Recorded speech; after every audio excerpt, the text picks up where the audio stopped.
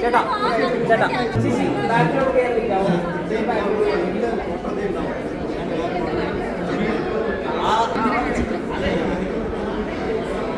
ചേട്ടനോടൊന്ന് ഇറങ്ങാൻ പറയും. ചേട്ടാ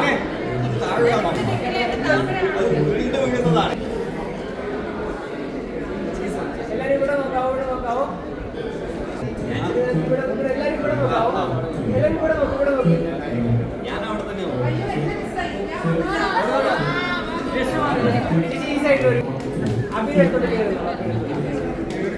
താഴത്തോട്ട് കഴിഞ്ഞാല് കിട്ടൂല. അപ്പൊ തിരിച്ചുണ്ടാവില്ല.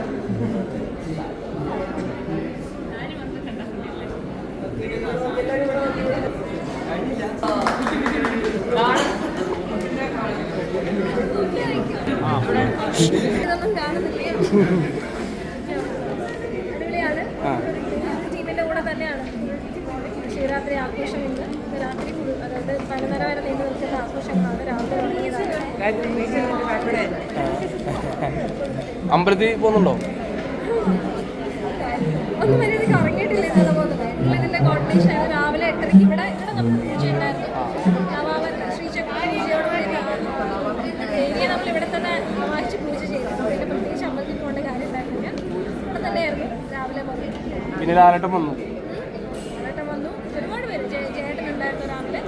പിന്നെ കണ്ടുകാണുള്ള ആരൊക്കെ ആർട്ടിസ്റ്റുകളുണ്ട്. കോസ്റ്റ്യൂമൊക്കെ ചേച്ചി സെലക്ട് ചെയ്താണ്.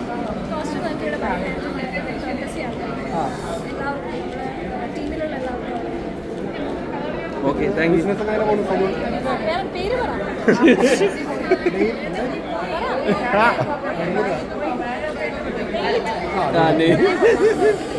Okay, thank you.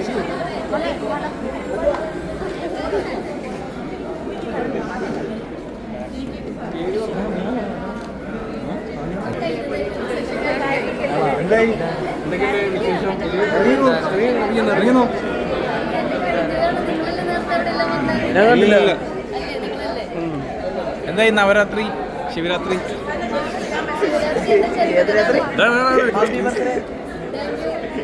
ബർത്ത്ഡേ ആണെന്ന്. ഓ അടിപൊളി. പുതിയ വിശേഷം സിനിമയിലൊക്കെ വരുന്നുണ്ടോ?